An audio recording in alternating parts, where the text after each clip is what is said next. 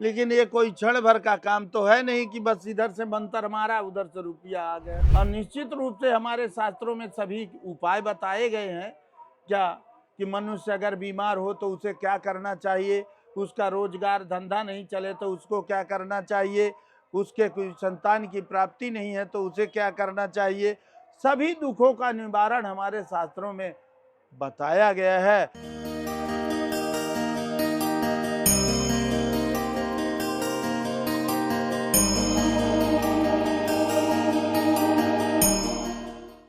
माघ मास की पावन प्रभात, गंगा के तट पर तप, त्याग और मौन की साधना है। ये केवल स्नान नहीं, आत्मा की शुद्धिकरण है। ठंडे जल में देह पर अग्नि सी तपस्या भीतर। संत भगवान का व्रत संसार के लिए कल्याण का संकल्प है। गंगा के चरणों में नमन है, जहां साधना मौन बोलती है और कर्म कथा लिखते हैं। साथियों, मौन साधना के साथ साथ आज वाणी का प्रकाश भी इन संत की भगवान की मुखारबिंद से हम सुनेंगे सत्संग जी। और आपके कोई प्रश्न हो हमें कमेंट जरूर करें। दंडवत प्रणाम। राजस्थान गुरु को अपने शिष्य को देखना चाहिए परीक्षण करके कि यह राम नाम देने लायक है, दीक्षा देने लायक है या नहीं है।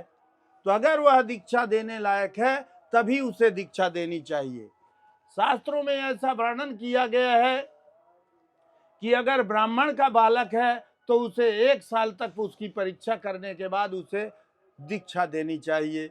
अगर क्षत्रिय का बालक है तो उसे 2 साल तक उसकी परीक्षा लेना चाहिए, उसके बाद वह परीक्षा में पास हो जाए तो उसे दीक्षा देना चाहिए।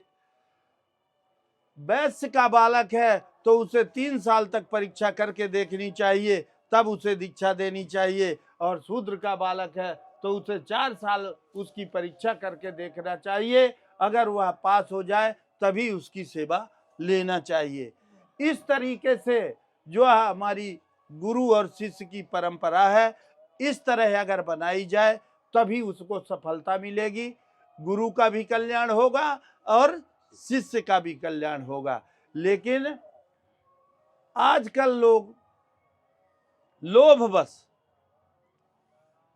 शिष्य बना लेते हैं कि चलो हमारी शिष्य सेवा करेगा, यह चेला बन जाएगा, हम इसको दीक्षा दे देंगे, ये मेरा हो जाएगा और मेरा यह हाथ पैर दबाएगा, भोजन पानी बना के देगा। तो स्वार्थ की भावना गुरु और शिष्य में दोनों को स्वार्थ की भावना हो गई है, और जहां स्वार्थ की भावना होगी वहां मानव मात्र का कल्याण नहीं हो सकता। गुरु जी, जैसे कि माताओं बहनों को क्या गुरु बनाना अति आवश्यक होता है? ऐसा शास्त्रों में वर्णन किया गया है कि पत्नी का गुरु वह पति ही होता है। अगर वह पतिव्रत धर्म का पालन करती है उसे किसी अन्य गुरु की आवश्यकता नहीं होती है।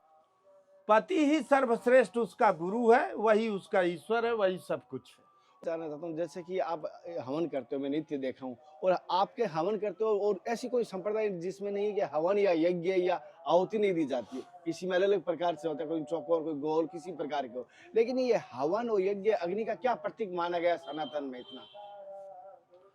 अब ऐसा है, अग्निहोत्र करना चाहिए। हम वैष्णव संप्रदाय से वैष्णव संप्रदाय में हमारे प्रथम अग्निहोत्र है, और वैसे भी मनुष्य को अग्निहोत्र करना चाहिए।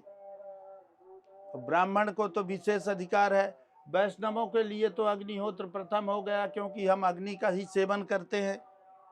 अग्नि का ही सेवन करते, अग्नि का ही सेवन करते हैं, तो अग्नि से ही हमारा सारा कर्म कांड तैयार सुबह से चालू होता है। अच्छा, और यज्ञ तो सभी को करना चाहिए। नहीं, इसका क्या विधान है या ये? अब इसका विधान तो बहुत कुछ है, लेकिन सबके लिए कहीं विधान नहीं है, न सबको मालूम है।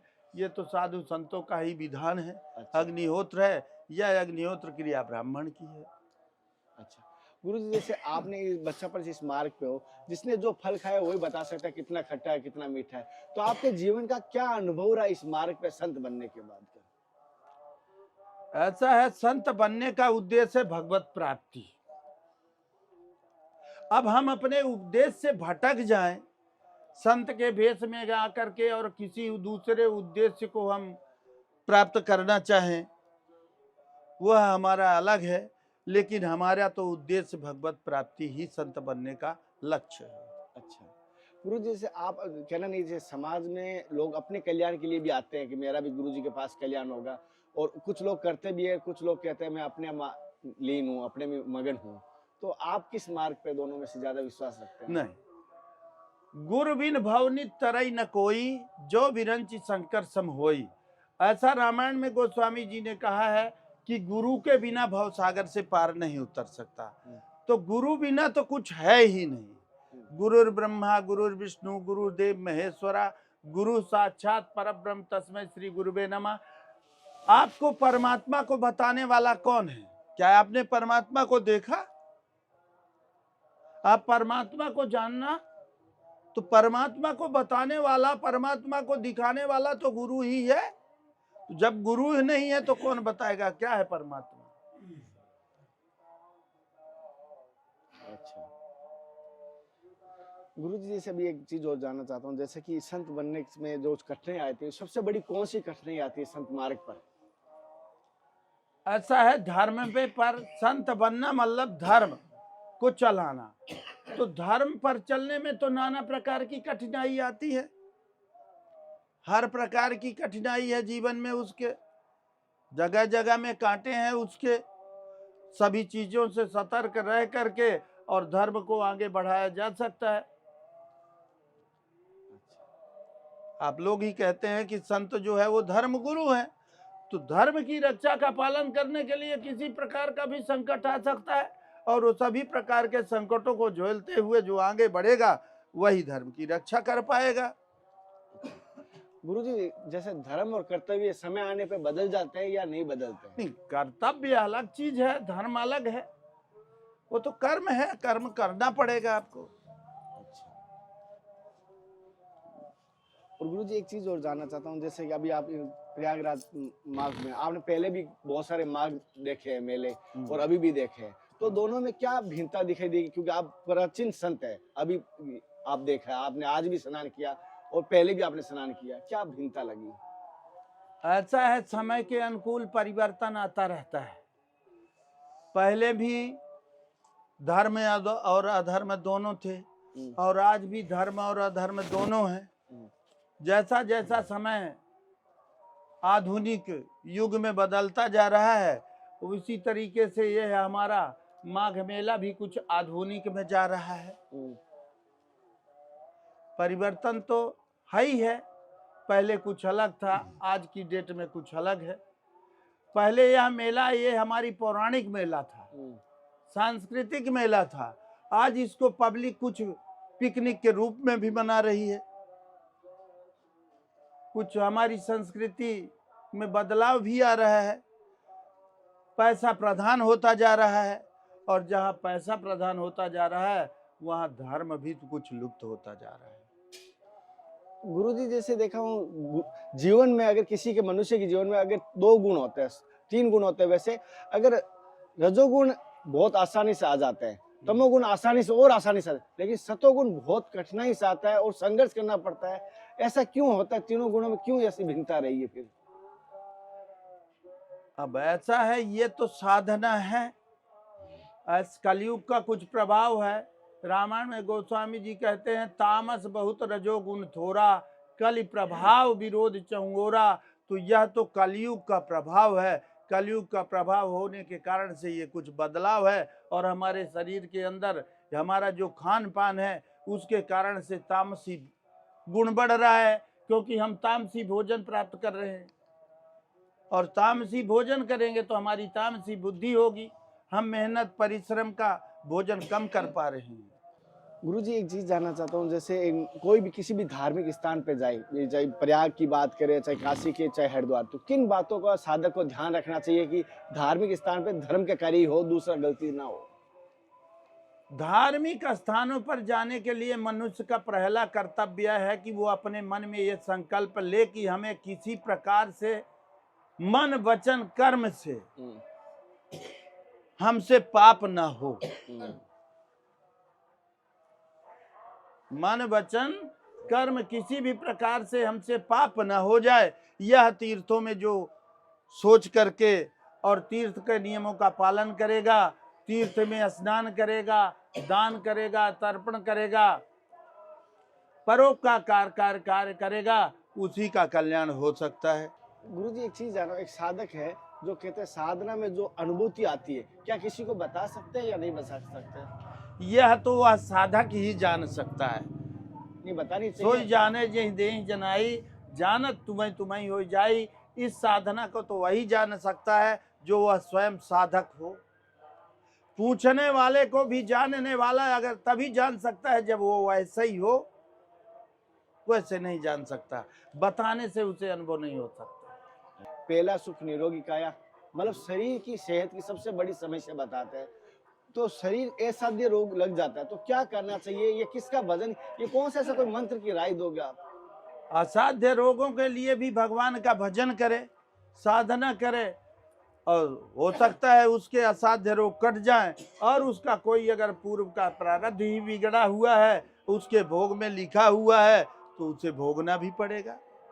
अच्छा, और अगर कोई ऐसा कर्ज में डूब जाए या कर्ज में ऐसा धन की कमी आ जाए या धंधा व्यापार नहीं चले, तो उसको क्यों कोई मंत्र की सलाह देंगे या कोई उसको? बिल्कुल बिल्कुल सब कुछ है। जब वो भगवान का सुमिरन करेगा तो सब कुछ उसके कार्य होंगे। अच्छा, निश्चित रूप से होगा, लेकिन उसे संघर्ष करना पड़ेगा। ऐसा नहीं होएगा। कोई जादू का खेल तो है नहीं जो मदारी आए और बंदर नचाए और फटाफट पैसा निकाल के आपने फेंक दिया। तो जादू तो क्षण भर का होता है, लेकिन ये कोई क्षण भर का काम तो है नहीं कि बस इधर से मंत्र मारा उधर से रुपया आ गया। अच्छा, इसके लिए कुछ करना पड़ेगा। और निश्चित रूप से हमारे शास्त्रों में सभी उपाय बताए गए हैं। क्या कि मनुष्य अगर बीमार हो तो उसे क्या करना चाहिए, उसका रोजगार धंधा नहीं चले तो उसको क्या करना चाहिए, उसके कोई संतान की प्राप्ति नहीं है तो उसे क्या करना चाहिए। सभी दुखों का निवारण हमारे शास्त्रों में बताया गया है। और भगवान का, राम जी का भजन करने से असाध्य रोग भी समाप्त हो जाते हैं। तो गुरुजी जैसे कि आपके गुरु स्थान, आपके मतलब आश्रम अभी बता सकता हूँ एड्रेस सभी भक्तों को जहाँ? बिल्कुल बता सकते हैं, कोई दिक्कत नहीं है। ये तो खुला हुआ दरबार लगा हुआ है। अच्छा, गुरुजी जैसे कि आपके परम पूज्य सदैव गुरुजी का शुभ नाम क्या रहा? हमारे परम पूज्य गुरुदेव अखिल भारती महामंडलेश्वर श्री राम स्वरूप दास जी महात्यागी अयोध्या उर्फ उन्हें निमिया बाबा के नाम से पूरे समाज में जाना जाता है।